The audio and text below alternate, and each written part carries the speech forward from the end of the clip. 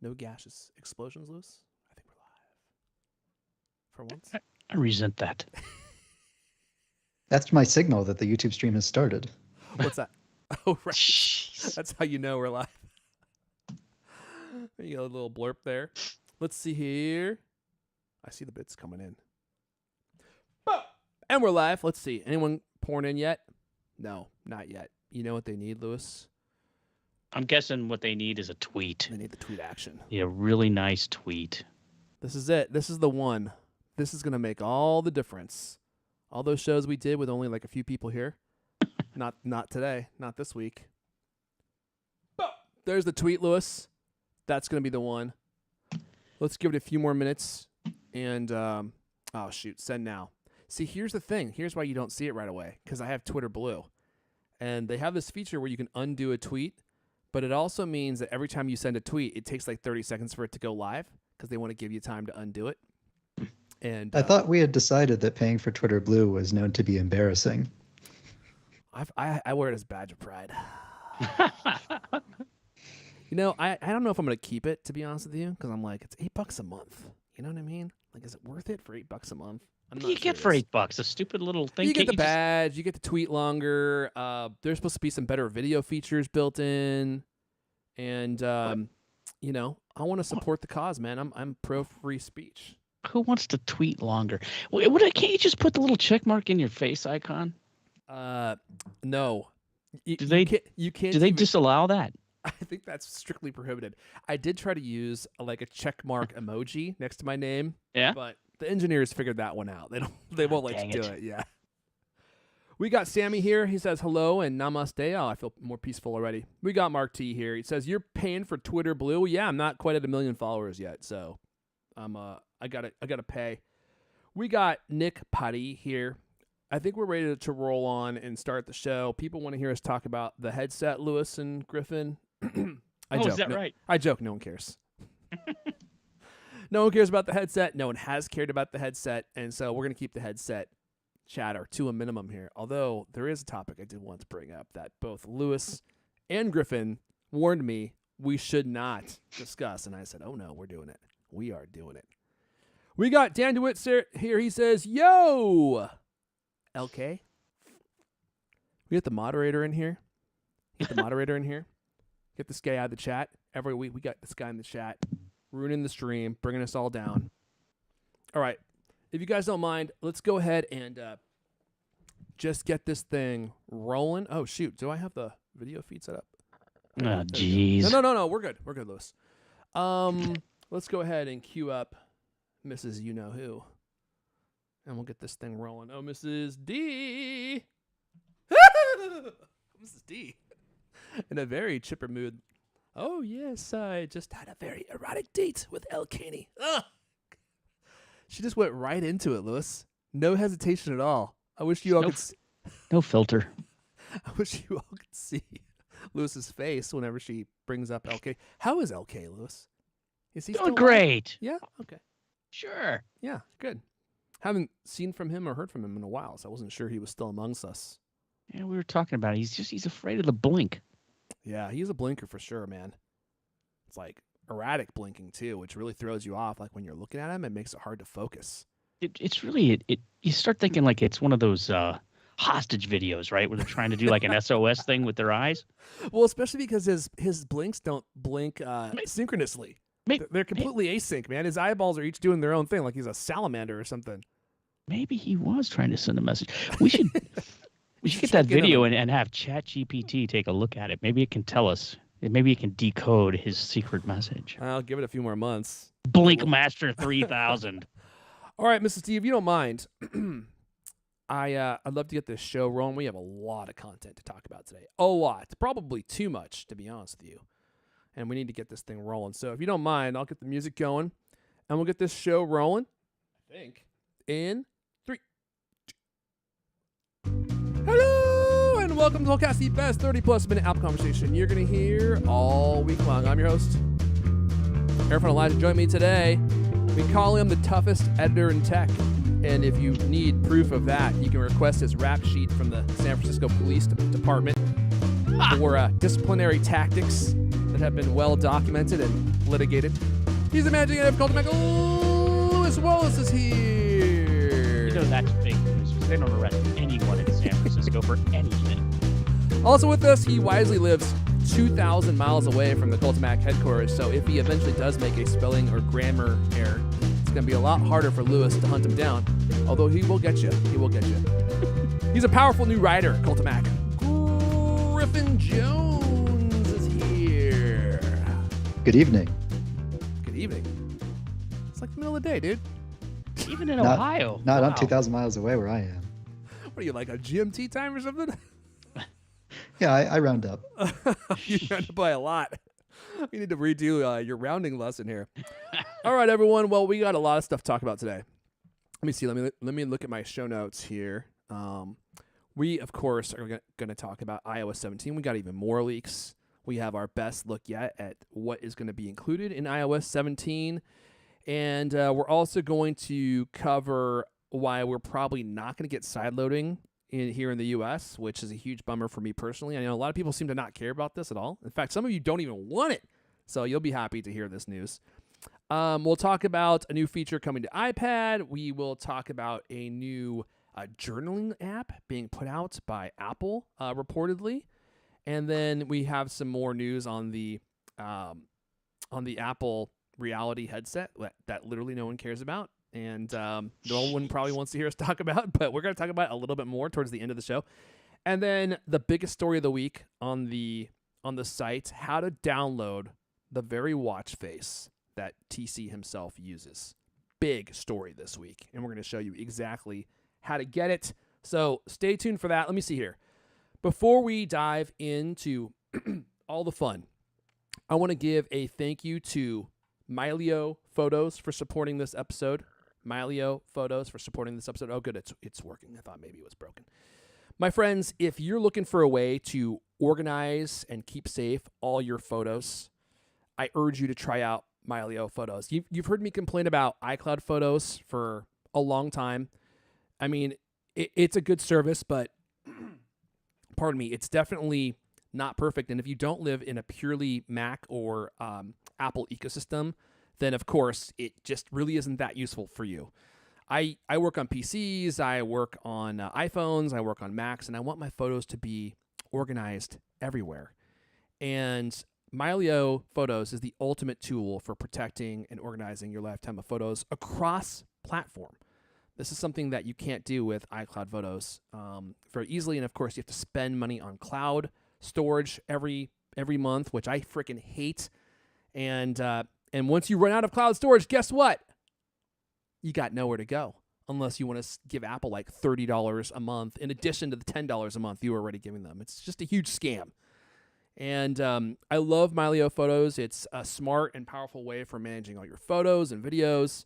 And with the Mylio's app, you can very easily browse all your photos. It's really easy to search for stuff. And they have a really powerful search feature where when you import your photos, they will go through and like catalog all this different stuff about all your photos, which makes it easy to find and eliminate duplicates and also to find all of your photos quickly and easily. There's no cloud storage. Everything is stored on your local machines, and that makes it safer. And it also, I think, makes it more secure because you have redundancy. You have your photos being stored in multiple places, and also, I don't know about you guys, but I have had photos and videos get corrupted in Apple's iCloud service. Tons of photos, some videos, which I didn't even think was possible, but it does happen. And you won't even know that it happens until you go to watch a video or download a photo, and all of a sudden it's like, oh, like only the preview version is available to you. It's easy to find photos. It's easy to remove duplicates, and you don't have to worry about any of those iCloud issues running out of storage space. I don't know why I'm losing my voice here, but I'm going to keep powering on. Yeah, Lewis. You're just so choked up thinking about I'm those getting corrupted videos, right? It actually kind of was a bummer. And I remember when I contacted Apple about it, they basically just asked me if I had a backup of my iCloud library somewhere. And you said, "No, you're my backup." That's literally what I said. I said, "What do you mean? What do I pay you for? To be my backup." So yeah, you can't rely on iCloud and it's not. I don't think even intended to be operated that way. But here, check this out. If you want to try out Mylio Photos, head on over to mylio.com. That's mylio.com/cultcast.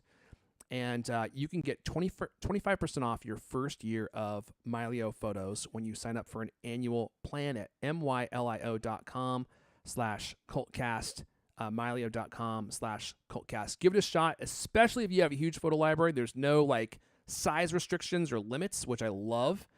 And it's cross-platform. Any device that you have, Android, iPhone, PC, Windows, it's going to have you covered with an app on all those different platforms. It's easy to use. It's really cool, so I suggest you guys check it out. Okay, let's see here. Where are we going first? I think I got the first story, don't I? Oh, yeah. Lucky you. All right, let's talk about iOS 17. iOS 17 could bring new lock screen features, app library customization, and some more stuff. We got the story here on Cult of Mac. If you guys want to check it out.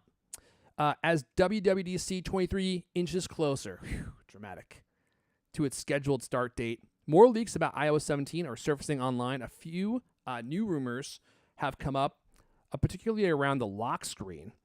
And the tweaks that are coming up include, oh, you're going to love this one, Lewis. I can erase you, smile. This is just unbelievable, man. If people's heads don't explode when they hear look, this, I don't know why we put this in this order. It's going to get cooler, I promise. Lock screen font size changes. Okay. Wow. Why did we put that first? I have no clue. Sharing custom lock screen designs with other iPhone users, that could actually be useful. Yeah, sharing watch faces has just exploded in terms of popularity. Everybody's doing it. Now people are going to get ready to do it for lock screens too. You know, that's an interesting point. It is surprising how no one actually does share Apple Watch face designs. Like, no one ever does it. Stick around for the end of this episode where you can download Tim Cook's watch face. His very own watch face. I mean, I have done it a few times, but yeah, for the most part, no one ever does that, do they? Let's see here. What else do we have? The source has been right before. Let's see here. We got some other changes that we've talked about before, but here's a whole list, including some new ones. Control Center UI changes, app library customization changes. Here's a new one, Apple Music lyrics on the lock screen. Now, I think lyrics in Apple Music is actually one of the most useful features about Apple Music. Super easy to use. It basically turns your phone into a karaoke device. Revamped and simplified Apple Music interface, which probably still won't be as good as Spotify. Adjustable flashlight level, just like the volume level. Now, I brought up to Griffin when I was talking about this. I was like, dude, we already have this. And Griffin pointed out, yeah, but we only have it in Control Center. We don't have it on the lock screen, which is puzzling, isn't it? Like, can't they just make the button in Control Center where you can press on it and hold to bring up the intensity? I don't even know what you call that, selection box. Can't they just add that to the lock screen? Well, apparently they are going to be doing just that. Let's see here. Lock screen preset sharing. And is there anything else? Lock screen customization options, emoji, wallpaper, font size adjustment. Yeah, I mentioned that. And Griffin was putting his finger on his temple and his thumb on his chin.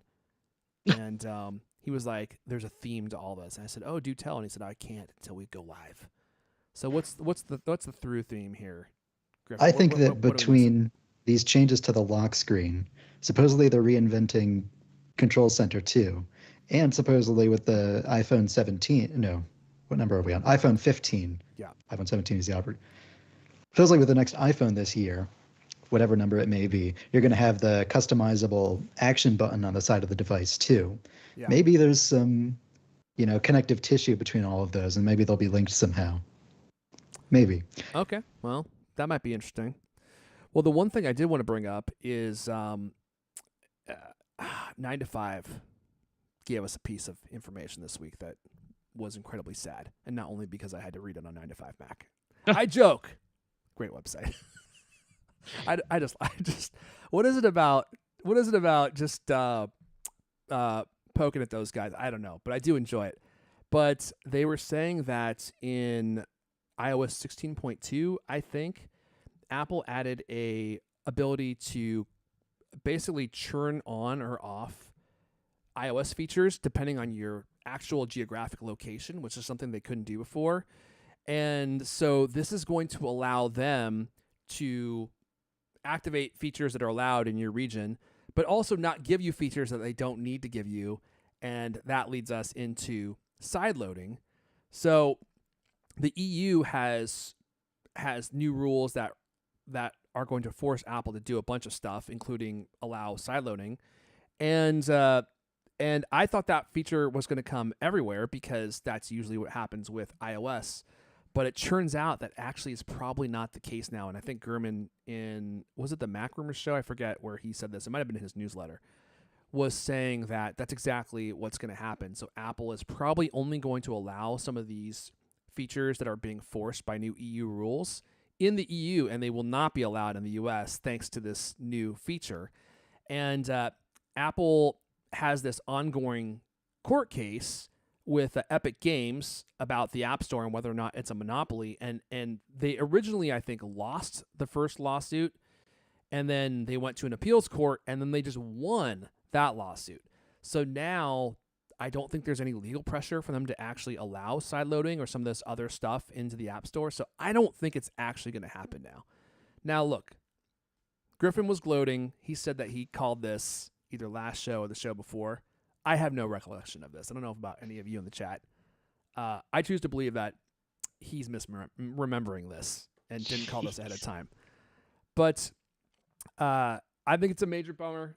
This is probably one of my most anticipated features for iOS 17, the sideloading, because I really don't like that Apple can control who can have an app available on the iPhone. It's like, I get that they don't want to have certain apps in the App Store. I get that. That's fine.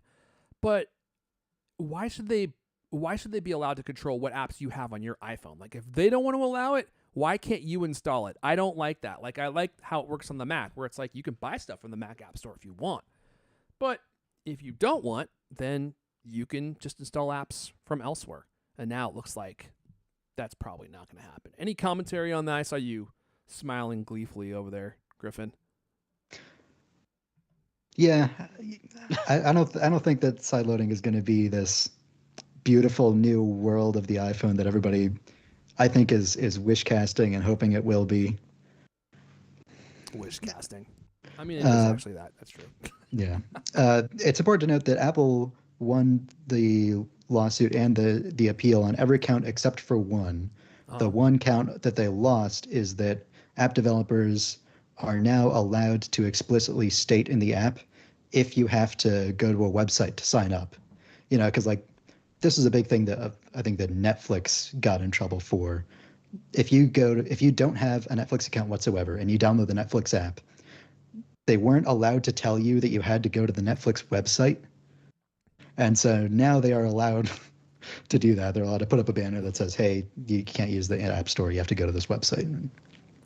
Which is a good change. Mind-blowing that they can be so specific in their user agreement that you're not even allowed to tell people like how to sign up for your service unless they get a cut of it. Man, I don't know. It's kind of a bummer. I just thought that these new EU regulations were going to liberate all of us, and sadly, that turns out to not be the case. Where do you live? Well, I guess I can move to Kazakhstan, or something, or maybe Finland or something. I don't know. Now the question Interesting is, choice. How heavily Apple will lock this down? Like it might be as simple as setting your Apple ID's region to a different country, because surely if somebody lives in the UK is not in Europe anymore, RIP. Surely if somebody lives in Italy or a sensible country and they have the sideloading enabled there, it's not like those apps are going to disappear from your phone when you travel to the US. So the point is that if you have your Apple ID region set to a different country, then maybe you'll still be able to use these features. There'll be a workaround. If they enable it anywhere, there might be some sort of workaround. You never know. So I think once you have an app on your iPhone, then it's there. You can use it. Like, they're not going to take the app off your iPhone. But from what I understand, that's the way the store used to work. They had it hard coded for specific regions that certain things could be shown and certain things could not. The way it works now is dynamic. So they will base the features that you receive in iOS off of your actual geolocation. Like they will know where you are. They don't care what you have your phone set to. You can fake your geolocation too.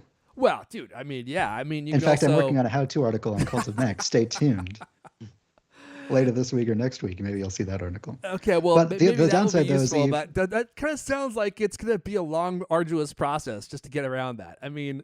The downside, though, is that if you set your region to anywhere out of the U.S., then you can't use an Apple Card or Apple Pay or any of these other myriad of services that are only in the U.S. Dude, by the way, Apple Card. So I got my Apple Card finally. Did you guys get your titanium card? It's supposed to be delivered today. I expect it'll happen right during this Holy podcast. moly! I mean, the most beautiful card experience that I have ever experienced in my life. Like it shows up in like this really beautiful cardboard shipper, and then cardboard. I know, but you know, most of them just show up in like a plain white envelope, and this is the same quality that you would expect when you receive a MacBook Pro. Oh yeah. And then you pull the little strip, right? Oh. And then the top like unfurls, and then inside is like a wedding invitation. You pull this thing out, and it's like a white folded card. It has the Apple logo like laser cut out of it. And then you open it up. Inside, it's like a burst of a colorful explosion, and it's like a glitter bomb. And does it have like the perfume spray too on it? Tim Cook personally has pumps Tim on there. Cook's own personal line of perfume, and then the card is presented to you inside this envelope. And to activate the card, you know what you do? You touch your iPhone to the envelope, just like you would with like a pair of AirPods, and it goes boom. The little pop-up comes up, and it's like, your card is now activated. Wow. I don't know if you used it out in the wild yet, but the only problem with the Apple Card is that you feel like a D-bag handing somebody a titanium credit card. I don't. In fact, when I'm using it, I will place it about 10 or 20 inches above the table and then just let go of it and have it go, you know, like as it hits the table. And then I just point to it and I go, there's your card. I don't know if I don't have that kind of confidence. I'll stay on the show a while. Yeah, I don't know if I'll actually ever use the card, to be honest with you, but it is cool to have it. I was like, shoot, if they're going to send it to me for free, I might as well get it. In fact, maybe I took some pictures of it yesterday. I was going to post these on Twitter. I should post these on Twitter. I mean, the card's been around forever, so I don't really know if anyone wants to see these pictures. But I was thoroughly impressed. Yeah, so here you go. Maybe I can show this to you here on the show. I don't know if it will focus because it's reflecting. Put your hand behind your phone. Maybe that'll, like your palm out. Maybe it'll focus. Yeah. You know, the problem is it's like back focusing on my phone because of like the shininess of the glass. Maybe I'll post these on Twitter. I don't know. What do you think, chat? If you've never seen the Apple Card, it's actually super impressive. But anyway, I'm describing a credit card opening experience. Woo, baby. Where were we? Let's see. We talked about the lawsuit. Oh yeah, Lewis, do you want to do the giveaway? Actually, I think now might be a great time to go ahead and just do the giveaway real fast. Sure. This post is not quite yet live, but this week we're giving away another item from the unpronounceable company Cookshoe. I think you pronounced it pretty well. Cookshoe. I think you're being too hard on yourself. X40 3-in-1 foldable magnetic wireless charger and stand. Now, if that name just everything except the Cookshoe explains exactly what it is. Yeah. I don't know if you got a picture you can show people. It's like one of these kind of really compact folding stands that'll charge your iPhone. You know, it's got a MagSafe charger up at the top. It's got a spot for your Apple Watch in the back. It's got a spot for your AirPods right underneath it there. Looks like it folds all down compact, very probably excellent for travel. Looks like a great thing. This is the second giveaway we've had from this company, and I've still not even ever touched one of their products, so I'm not exactly sure what to expect. But looks great. You know, we're only giving away one, so you definitely want, as soon as this post goes live, you want to go over there and scroll down the homepage. In fact, you should probably just go to Cult of Mac homepage. Well, I was just gonna say I'm currently showing the product page on their website, but this is gonna be on Cult of Mac. So what I'm showing you here is not where you'll actually do the giveaway. It will be on cultofmac.com. It's just so easy, Lewis. It's Yeah, you just as just easy as scroll can down, be. you Just go to, click on that giveaway link, and just boom, boom, boom, enter a bunch of times. Just all different kinds of ways you can enter. It's all free. It's all fun. Go to our Twitter page or whatever. Just stuff like that. But you know how these things work. Anyway, there's only one. So I think this post will be live later today or early tomorrow. By the because time we this podcast still out, have it'll be up the there. Pawtucket I case know, up, right? I know, But you can't win that anymore, right? We've got That's we've got gone. a supply chain problem. But the Pawtucket case, you can no longer win, right? No, this is closed. Okay, It's yeah. done. Oh man, yeah, you had a chance too. If you didn't enter, You had if a you chance didn't enter, on that one. you're Now, here's the great thing It's about this hard. product. Yeah. This charges from USB-C. So if you're traveling somewhere, you're like, how many cables do I have to bring? Well, I mean, say you got an iPad, a Mac, an iPhone, and an Apple Watch. All of those things, you can charge all four of those things in four completely different chargers and cables. Well, you take this thing. All you need is a single USB-C cable and a brick, that you can get anywhere. And then you can charge all of those devices because you can plug your USB-C cable into this charger, which then charges your AirPods, iPhone, Apple Watch, all that stuff. And you can use the same USB connection That is for your handy. iPad probably and your Mac. That were is you handy. able to show people the way that it folds down into like a little stack of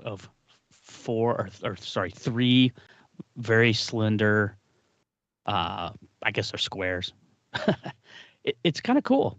It looks like it would be the perfect thing when you're traveling. I mean, that's one of the worst things about traveling, right?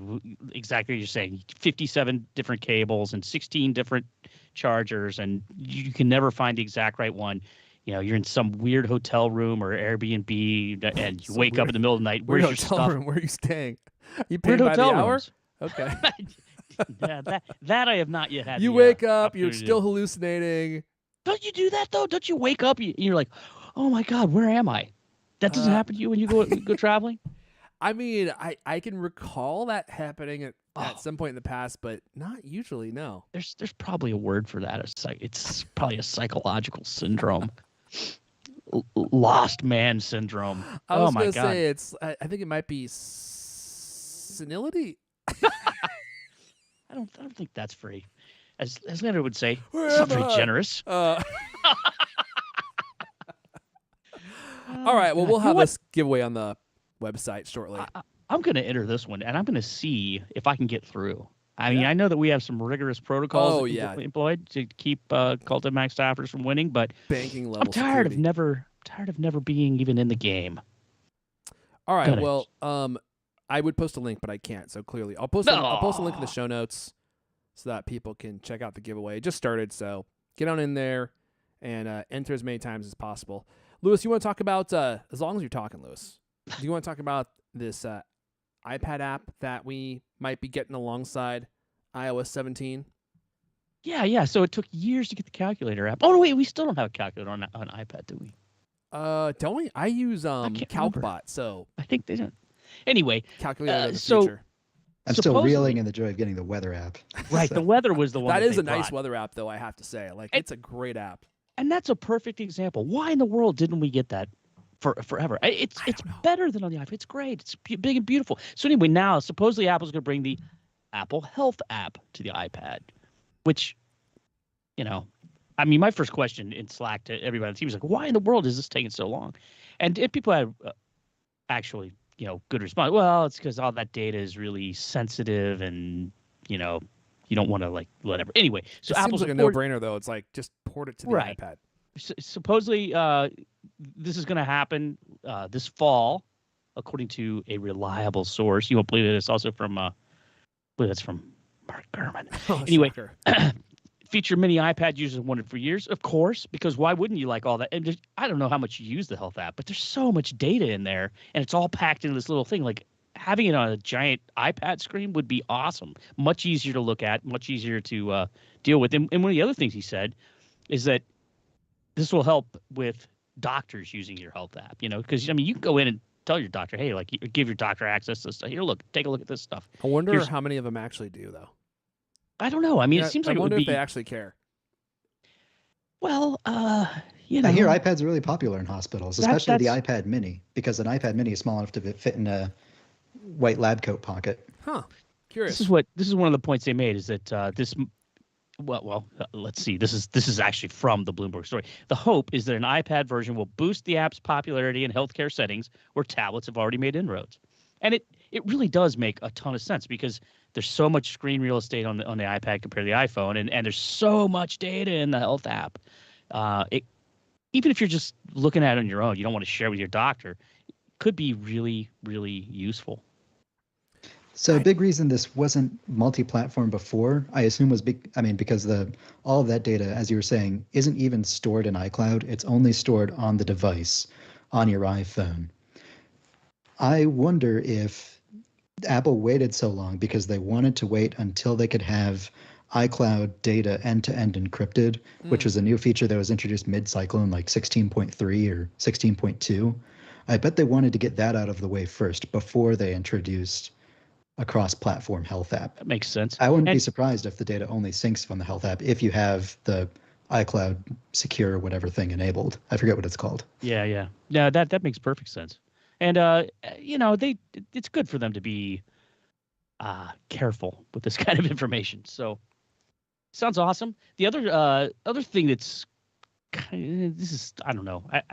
When we were talking about this, it seemed like it made sense. It doesn't exactly jibe with this, but supposedly Apple Watch might sync to iPad and Mac with coming in watchOS 10. So now suddenly you don't have to have an iPhone to have an Apple Watch, which kind of makes sense. And it's probably the lack of the capability to do that is probably related to the same thing. The health data from your watch, they want it to be secure. So now, I mean, yeah, that makes sense. What do they call it, Griffin? Apple Health Data Secure Protocol 2. No, what do they call it? We need to work on that. Safe Health.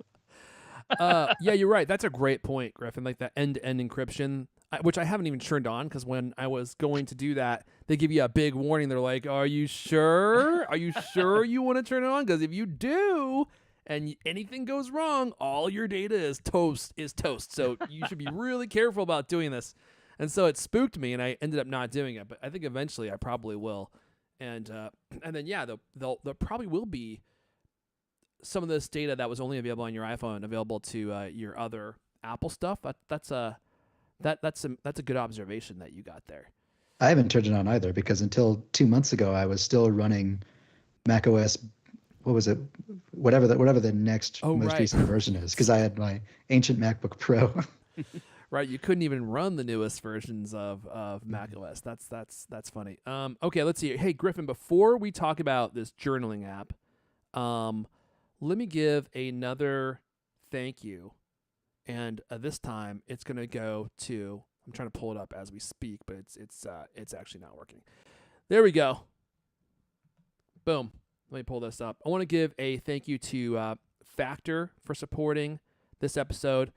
This spring, Lewis, you need nutritious, convenient meals to energize you for those warmer, active days and keep you on track reaching your goal.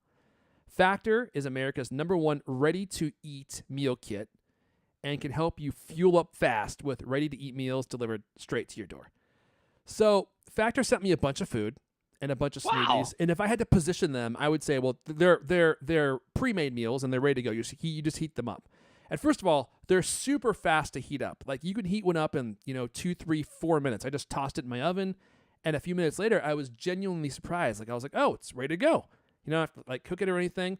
And they have a focus on, like it's like these are my words, not theirs. I call it man food. It's like meat, potatoes, vegetables. Meat. And like all the meals that I got were like protein heavy, like a big old slab of meat and then vegetables. And I kid you not, they probably sent me 5 meals. I ate the entire thing in 2 days. And I genuinely mean this. It's the best tasting pre-made meals that I think that I've had. Every dish was like unique. All the sauces were good. All the vegetables were tasty and retained like their good like vegetable tastiness. And I know I mentioned the sauces already, but like the sauces were good. Like that bite, that just like perfect bite when you cut a piece of meat and then you dip it in the sauce, and it's just a big old hunk of meat covered in like cheese sauce or something. Wow. That's the level of food quality that they were sending, and every single meal was delicious. The chicken breasts, they can go wrong real fast. A lot of times they're dry and rubbery, and all the chicken breasts, even though you're reheating them, that's the magic. Like you reheat them, they were still like tasty and moist inside. So I was really impressed. They also sent a bunch of like smoothies, which were also all delicious. So like these meals are, I think, aimed more at people who are like a little bit more diet conscious. Like you want to make sure that you're not just carb bombing. It's not a bunch of pasta dishes, although they have a variety of food that you can choose from. But like the ones that I chose were like the more protein heavy meals, and they were all absolutely delicious, flavor packed. They have new menus each week. They have a keto menu, a vegan menu, a protein plus menu. Wow. They have these meals prepared by chefs and approved by dietitians. Let's see here. What else is worth mentioning? If you want to cut back on takeout, this is a great way to do it and just have these meals in your fridge ready to go. Lewis, go ahead. You're going to say something. The website's factor75.com. I'm on the right website, right? Yeah, you are, but okay. But if you want to get the CultCast special, then you need to go to head to factormeals.com/CultCast50, and you'll get 50% off your first box. Wow. Factormeals.com/CultCast50 to get 50% off your first box. Definitely try it. It was absolutely delicious, and after each meal, I felt good. You know, like I felt powerful because that even protein more powerful. kick. I love this website, man. You just scroll through and you get great pictures of all these meals, and they got the little tags that tell you, like you said, they have the menus, right? But like, oh, this looks good. Oh, it's calorie smart. Okay, well, that's cool. Yeah, they've got a lot of meal kits that are tailored towards specific kinds of diets. I think there's this one picture I'm looking at. I think this big piece of seared chicken on top of, I don't know what that is down there. It might What's be it called? Like, I don't even know, but I think I had that one, and it was absolutely delicious. I ate some with my kids. They were fighting over it. Wow. That says a lot because my kids, pretty much just want to eat mac and cheese. Yeah, this, I mean, I've heard of some of these kinds of, meal kit plans, but this actually looks good, man. Roasted red chili mahi-mahi. Yeah. Wow. Did you get that? I didn't get that one. With hominy, black beans, succotash, and ancho lime crema? Succotash. Holy crap. Lewis's mouth. I can hear your mouth getting Give me that getting URL moist again. I'm over going there. to sign up right now. You're like spraying saliva everywhere now. This is getting gross. Getting Yeah, excited. so I'll just give you the URL one more time if you want to check it out. Factormeals.com/CultCast50 to get 50% off your first box. Really good food, really tasty food, and it's got that protein that you need for that extra power. I want all of our listeners to have that extra level of power. That's what I'm going for. I'm going for that Joe Rogan experience body. You know what I mean, Lewis? Yeah, of course. I'm almost there. I'm like 3% body fat. I'm trying to get down to below 1. Yeah, okay. just Arnold Schwarzenegger circa 1975. That's the look that I'm going for, Yeah, you have some work ahead of you. Yeah, but not much. I mean, a few more workouts, Griffin, and I think I'll probably be good to go. Do I need to go shirtless on this show right now? Is that what we're saying? Oh dear. Now we've Do I done just it. need to rip this shirt off right here and start Terry cruising my pecs up and down? Don't even tempt me, Lewis. No, thanks. Don't pretend like you don't want me to. Let's see. Where are we? Oh, yeah. Okay, Griffin, sending it back your way to talk about this journaling app that I genuinely thought was interesting. And Lewis was a little creeped out by this, but I think this could be another super helpful default Apple app. So take it away. Yeah, so the question people ask every year is, which third-party app is Apple going to take over and, as we say, Sherlock this year? Sherlock was, of course, a search app from Watson was a third-party app from the late 90s, and Apple came out with their own version called Sherlock. But they couldn't have made it even more obvious with their name. They built it into macOS 9, and it eventually became Spotlight, but that's neither here nor there. This year, Apple is supposedly going to take on. I've never used any of these journaling apps, but Day One is a popular one. Stoic, I'm told, is another one. Apple's journaling app is codenamed Jurassic, and it will focus on letting users log a number of aspects of daily life. It would integrate with the health and workout apps to log physical well-being along with the user's thoughts and emotions.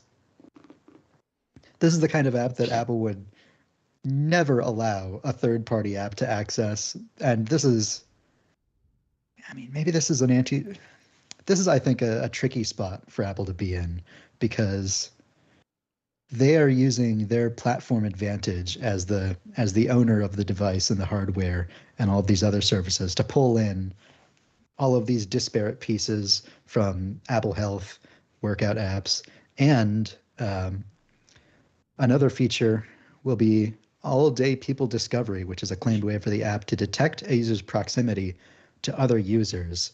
They already do a small version of this if you have iCloud shared photo library turned on with other people in your iCloud family, because there's a little feature there where, if your iPhone detects that you're near your spouse or your kids or other people in your super helpful iCloud family. It's very helpful. Yeah. It's an awesome feature that only Apple could do, trademark. And what's it do then? If you come near them, it automatically shares the pictures? So that at that point, if your phones are nearby, if you're next to each other, then your phone thinks, oh, okay, all these people are together. So any pictures you take in the camera are going to go to everybody's photo library, not just your own. Right. It's a smart feature. It sounds like this is an extension of that, in that they'll probably be using the same underlying system level APIs to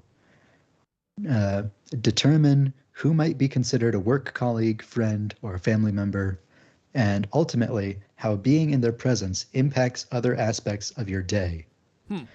Which is not creepy at all. You got to read this quote, Griffin, that I just highlighted.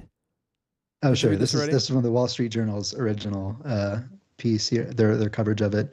The Apple journaling app is designed to use to keep track of their daily lives.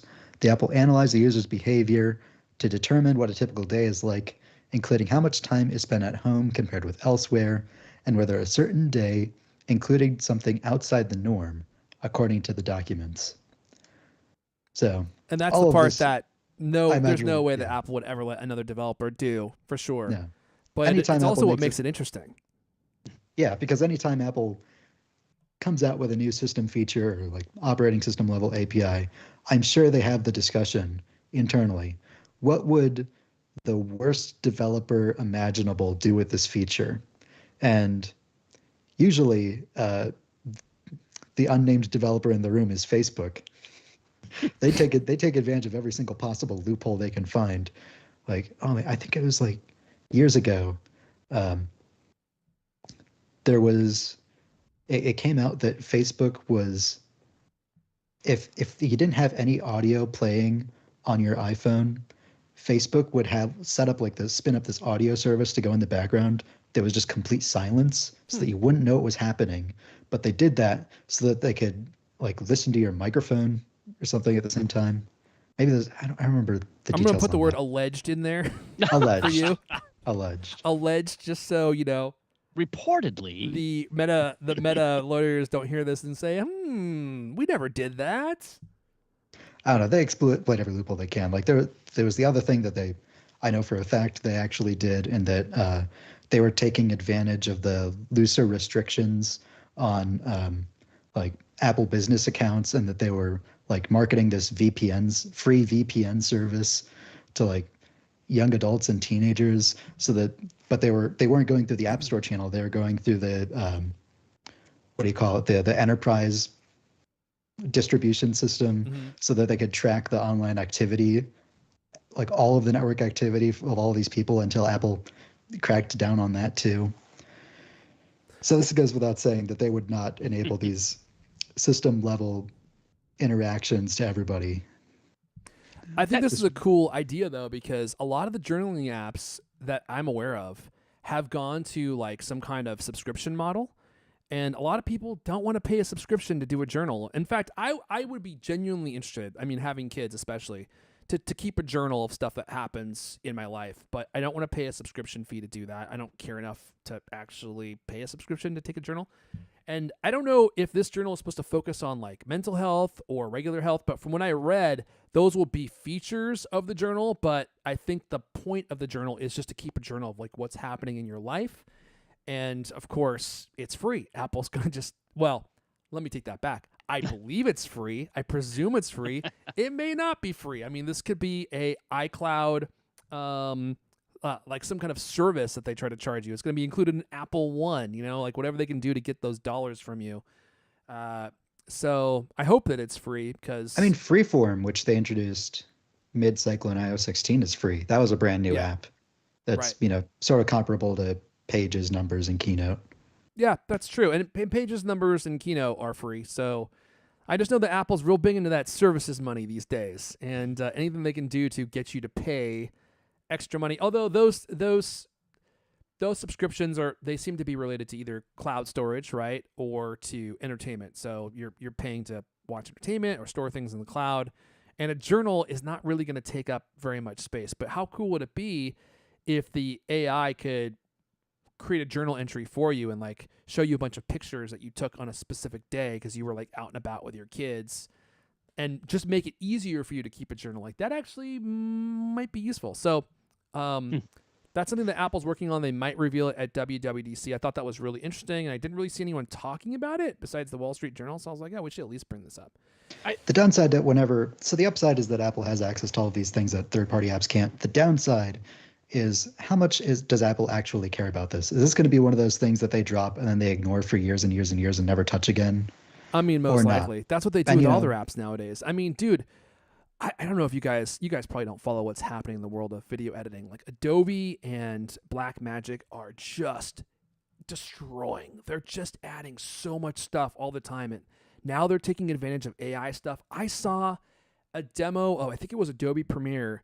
There was like this new plugin, and it would use machine learning to figure out where your camera cuts should be. So like if you put a bunch of camera angles together, like normally you'd have to go through that timeline and be like, I want this one to show and I want this one to show. Like it's very time consuming. And this plugin would actually go through and just go and it would do all the cuts for you. And it's like amazing. You can watch it happen on your timeline in real time. Now, I don't know how well it works, but I heard some people say it actually works quite well, good enough to actually use it.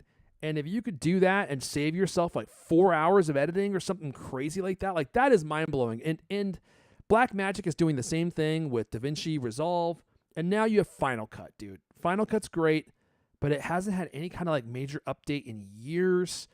And if they're not updating Final Cut, like one of their most professional apps, like what hope does this have? I don't know.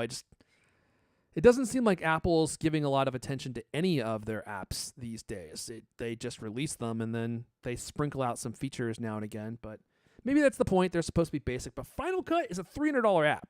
Like it seems like they should be releasing new features on a regular basis. And it's gotten so... I mean, it's gotten to a point where I just see video after video after video of people switching to DaVinci Resolve. Like that's the one that just keeps getting so good. And it's $300, same as Final Cut Pro, except they just keep improving it. Like even I have thought about switching to DaVinci Resolve. I mean, I haven't fully investigated whether or not it's worth it because it's a big commitment to change and go to a new video editing app. But dude, they just keep making it so good. And then meanwhile, Final Cut Pro is just like nothing happening. Same with Logic. All right, let me see here. Okay. We won't linger here too long. But I at least wanted to mention this. It's been confirmed, my friends. It's been confirmed. Apple has no idea why this headset exists and why you should buy it. So we've talked about this before. This just affirms the concept. So Bloomberg this week, Apple will take scattershot approach to pitching the AR VR headset. They have no idea why you should buy it. They hope that you will, but they don't know why you will. They don't know what makes it special. They don't know how you're going to use it. And maybe I'm being too hard on them. I mean, they did the same thing with Apple Watch, a lot of people point out.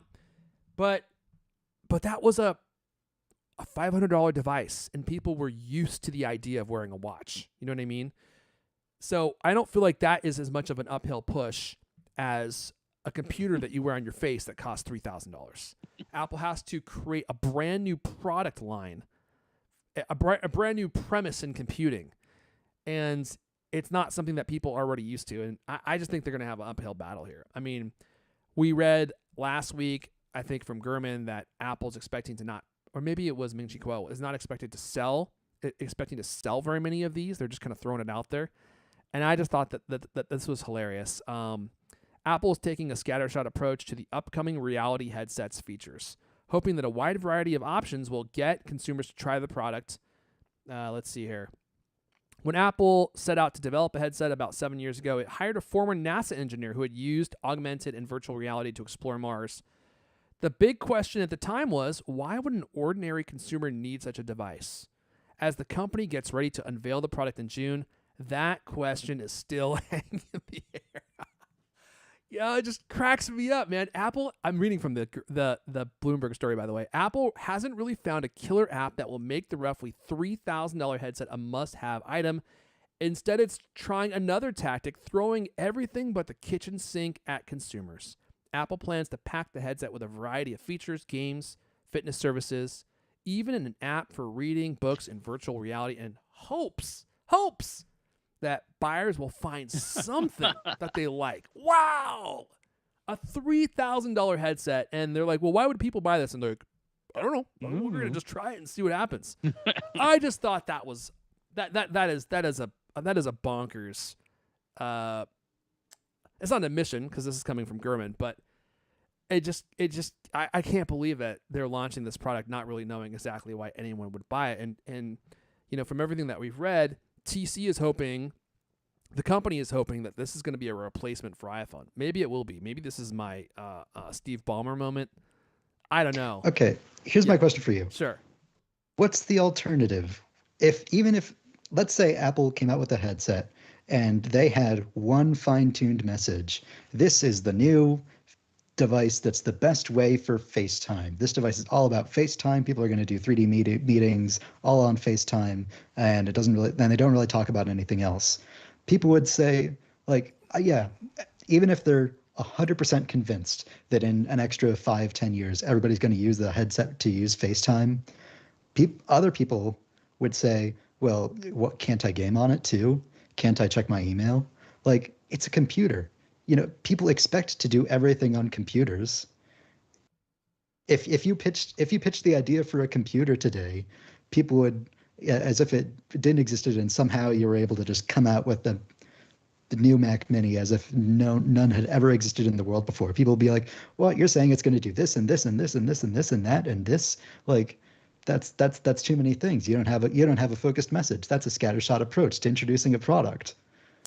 Yeah, I think that's a good point. I mean, I guess what surprises me is not that they don't have a focused message, because let the market decide. I think that's smart, right? We put the thing out there and we can see what people do with it. I think what's surprising to me is after 7 years of developing this product, there's still not really any clear verdict on why this product should even exist. Like, I think the Apple designers said it perfectly.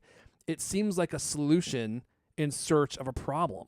Like the iPhone, very clear reason for it to exist. I would say that the Apple Watch, there was probably also like a clear reason that it should exist. All right, people wear watches. You can have one that syncs with your iPhone, gives you notifications and stuff. But this is a completely new paradigm in computing that has really flailed for the last 3, 4, 5 years. I mean, I'm talking about VR. VR really hasn't gone anywhere. And now Apple's trying to take it to the next level. And let me be clear. I applaud them for trying. I like seeing them experiment and try new things. That's the only way you're going to know that it works. I just find it surprising that at this point, we're on the eve of a release and they still don't even know what this product is supposed to be used for or why anyone would actually want it. And it comes with a $3,000 price tag. At a $3,000 price tag, you would think they would have a pretty clear initiative, is the word that I guess I have been searching for. Like, here's why you want this. And it also does all this other stuff. And they don't have that yet, which I find to be humorous. But maybe in 3 years from now, when we're all in our Wally hover chairs and wearing these things and weighing, 700 pounds flying around, you guys can laugh at me and send me that message directly to my headset. What do you think about that, Lewis? I think with this thing, like, it sounds like it's going to have a bunch of features, and I don't think it's unreasonable for them to say, hey, it does all these things and we don't really know what you want to do with it. I mean,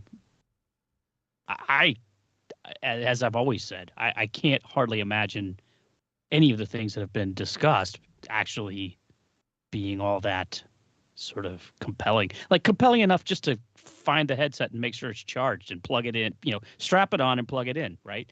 I mean, all that stuff sounds weird. And watching a movie, I mean, it's pretty easy to fire up your Apple TV and, assuming Siri can find the movie you ask it for, just watch a movie on your TV. And if you want to get up and go to the restroom, no big deal. You don't have to take the thing off,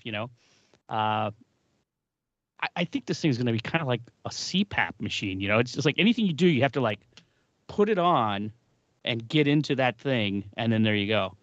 It's kind of weird, but at the same time, I mean, it sounds like the visuals are going to be awesome. Maybe people come up with some amazing games that are fun to do. Maybe it really will be like watching a movie in IMAX, and it'll be worth putting on your head for 2 hours till the battery runs dry.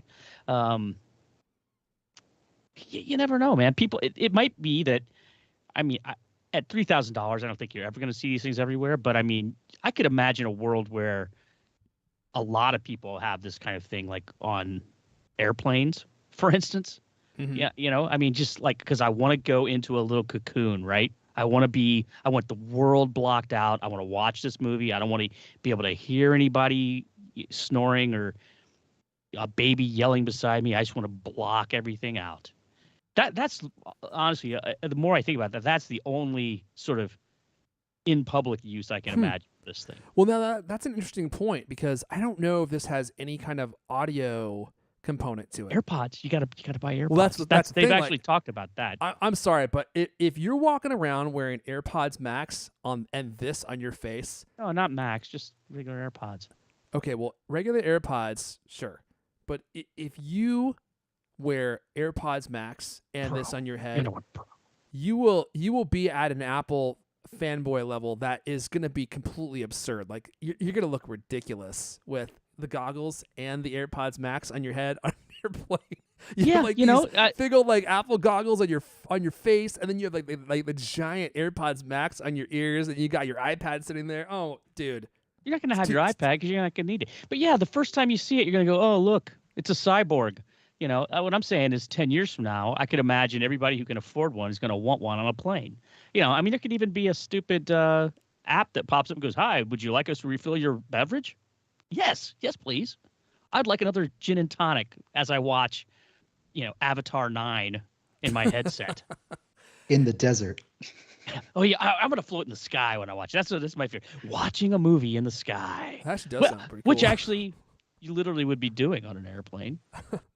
But, yeah, sorry, go ahead. I mean, I think it's an at-home by yourself thing. I question how compelling the things will be, but we'll see. If anyone can do it, I think Apple can.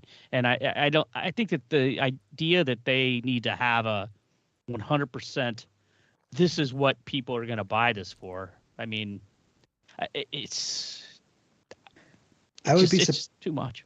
I'd be surprised if in their product introduction they don't have any shots or any like concept imagery or any marketing imagery of people wearing this thing outside.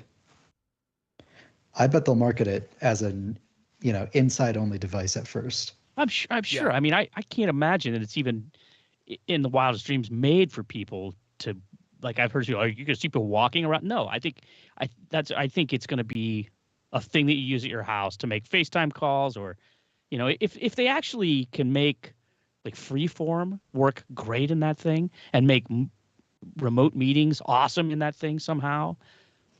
I mean, you could imagine that it could be interesting, and it could be, some people would be like, yeah, maybe I'll maybe I'll try this out. I mean, who knows? Maybe companies will buy them for people. I mean, so many people are working remotely. If this thing actually delivers on their thing of like, oh, it'll seem like you're in a room and seem more human and not just, oh, you got a Zoom screen. It'll be like a real FaceTime meeting.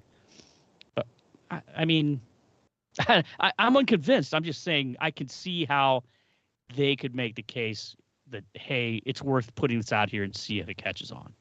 Get prepared for a special episode of the CultCast with all three of us. 8K 3D. Coming to you. I mean, one thing's for sure. I know if there's one thing Apple's good at, it's manufacturing demand, right? So they're going to make this thing look so cool that I know for a fact we're all going to want one. I mean, it doesn't matter what it does, but we're all definitely going to want one. I mean, I kind of want one already.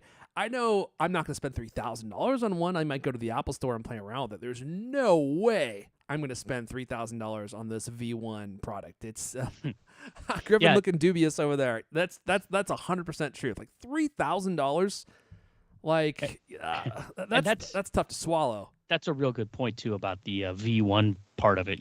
Like the fact that Apple Watch was so primitive compared to where it is now. It kind of soured me, to be honest with you. It was so bad. I mean, compared to the updates that they made later on. Yeah, I hope that this thing.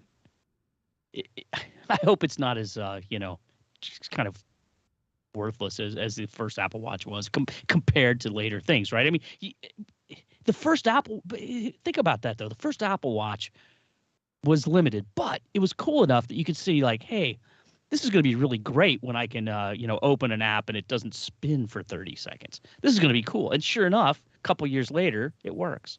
And sure enough, the screen gets bigger and brighter and better, and they add all these other sensors and features and things. So, I mean, the difference is, like you're saying, that thing, I think it's listed at like $359 to start, right? The smallest, lowest end model, $359. As a matter of fact, just this week, I was like, the Apple Watch came out, 8 years ago, I think something. It was this week was the week that it became available. And looking at it, I was like, oh, wow, that's right. Do you remember when they first launched the Apple Watch? It was Apple Watch Sport, the entry-level one, or Apple Watch regular, which was stainless steel and cost like, I think $600 or $700, or the edition, which, $10,000, right? But the product line evolved, right? Suddenly the Sport is just the watch. That's what it is. And now, I mean, yeah, you can buy a more expensive stainless steel one, but the aluminum one that everybody bought because it was the only possible choice, right? I mean, how are you going to spend $800 for this thing that you've never used? But so what they need is a $500 headset that you could buy on day one, right? As opposed to like, oh, $3,000.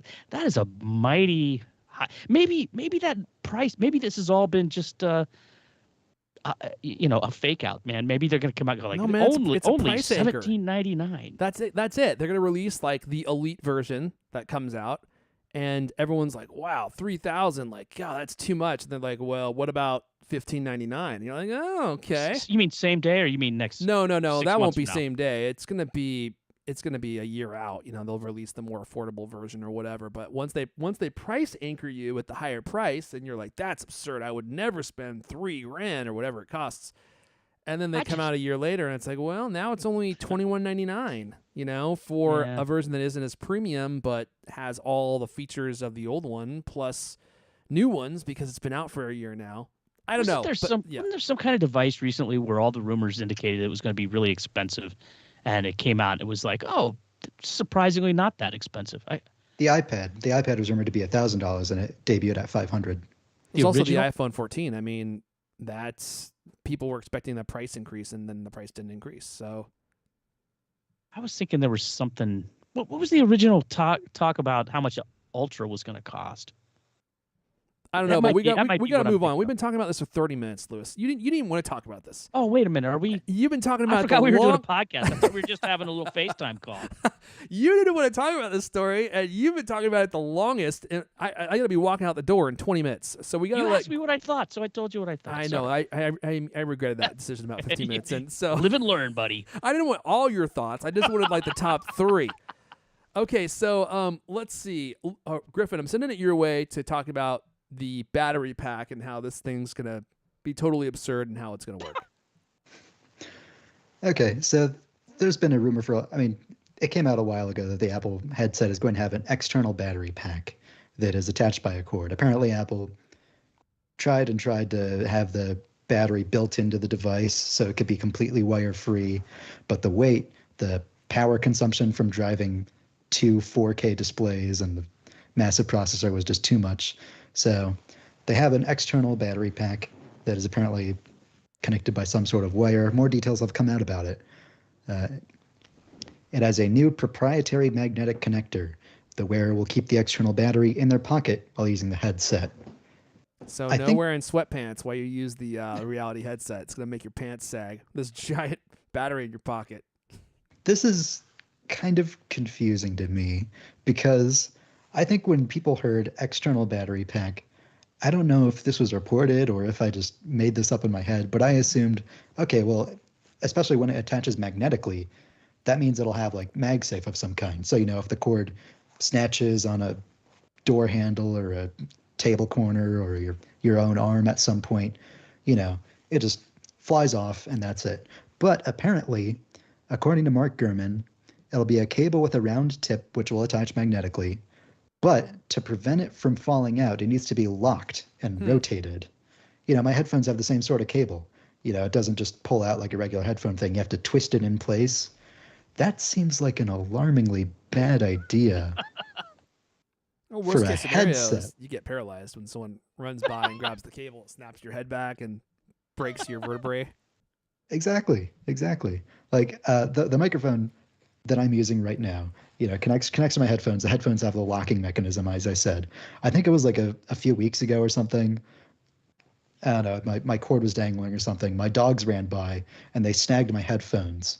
And the weight on the cable was such that it like bent the internal headphone jack port on my microphone a little bit. Oh no. Yeah, and apparently Apple wants to do the same sort of like locking mechanism on their own very expensive headset.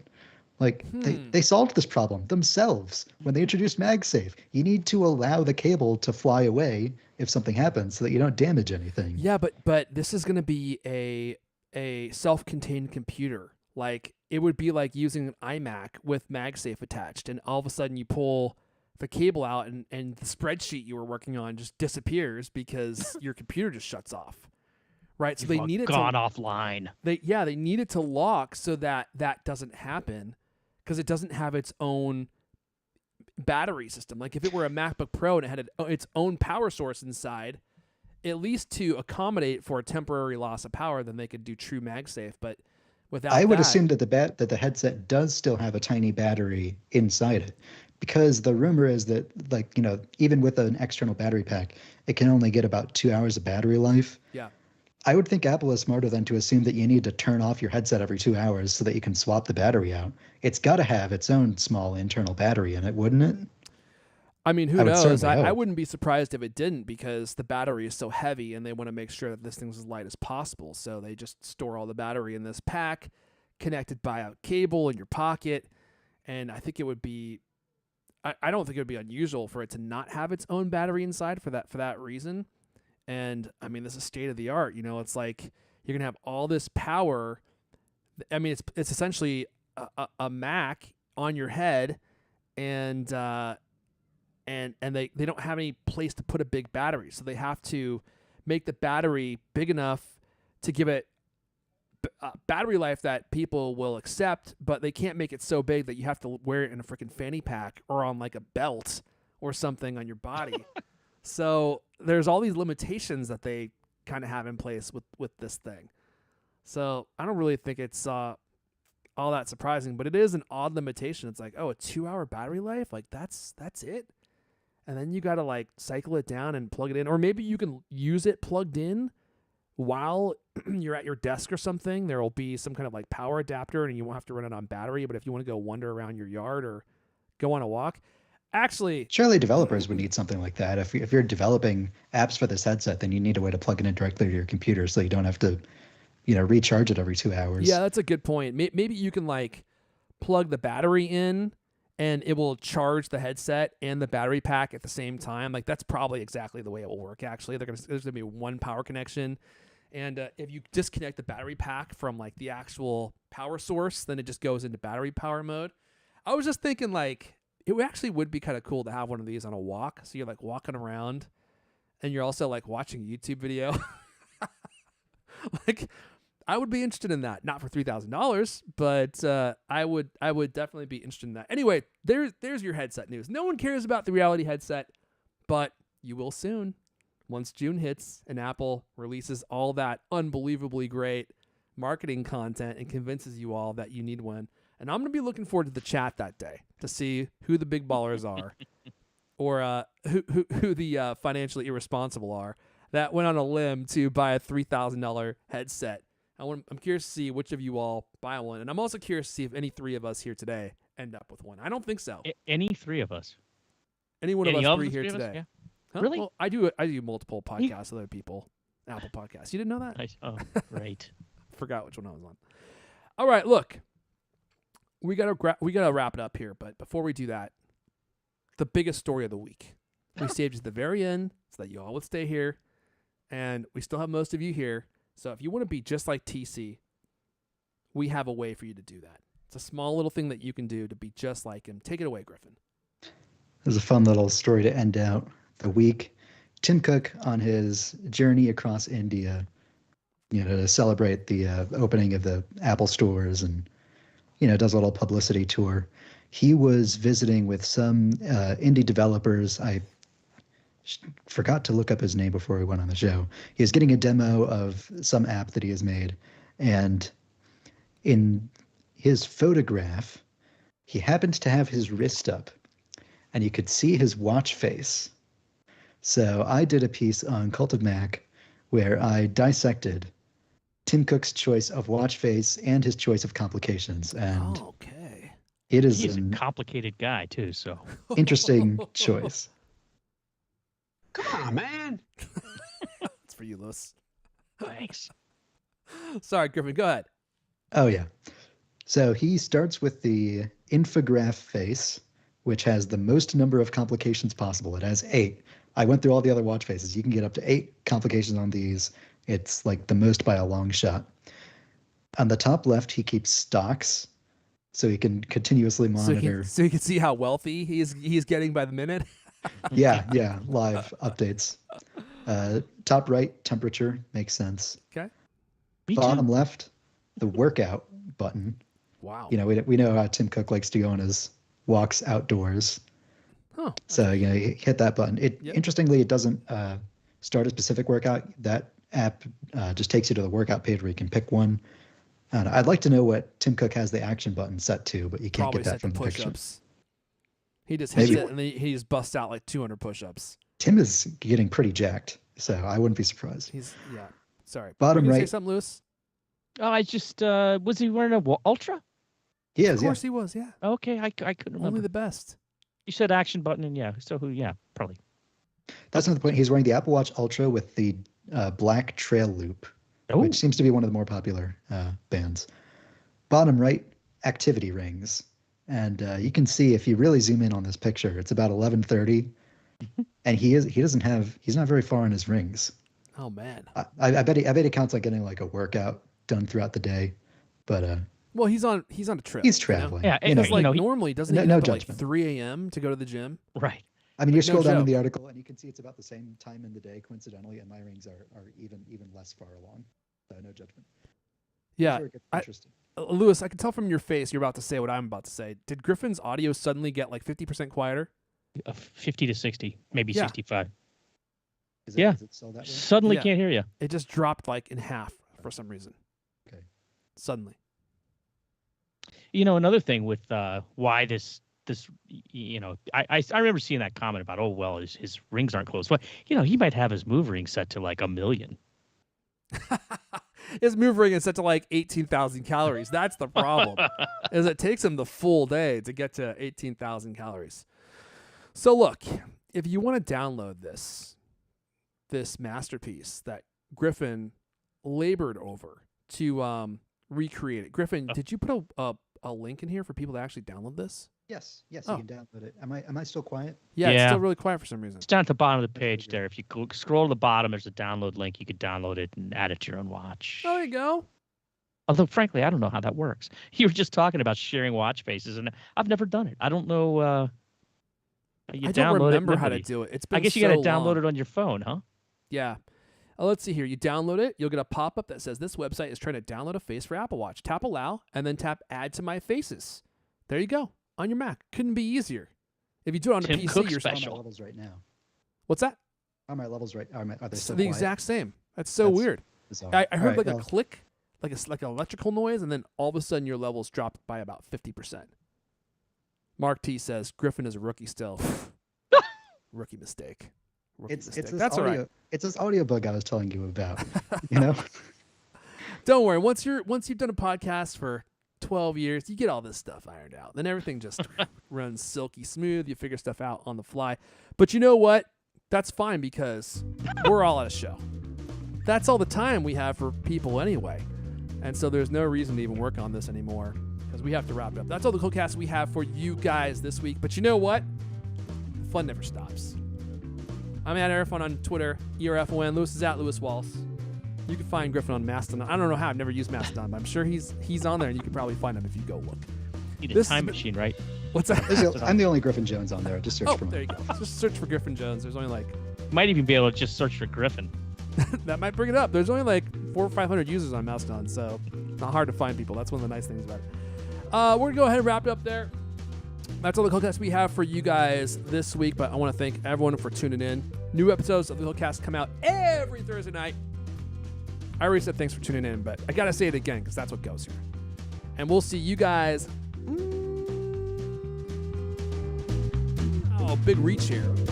Gotta take my face off camera for a second. Put this too far away. Next time. Oh man, I think I pulled something in my neck loose. Have you ever like just pulled your back out just doing something normal, Lewis? Yeah, it always happens with that, right? Like you're leaning across the van to move a cooler 1 inch, and I remember one time I leaned over can't to walk for like a wash day. something in the shower. Just leaned over just a little bit. Yeah. Frozen. Had to crawl out on all fours. Jeez. That's the way it works when you're in your 70s like I am. I look great though, don't I? It's barely noticeable. It's all that factor juice I drink. I'm gonna sign up, man. It's full of nutrients. All right, everyone. Have a great weekend. See you guys next time. Bye, y'all.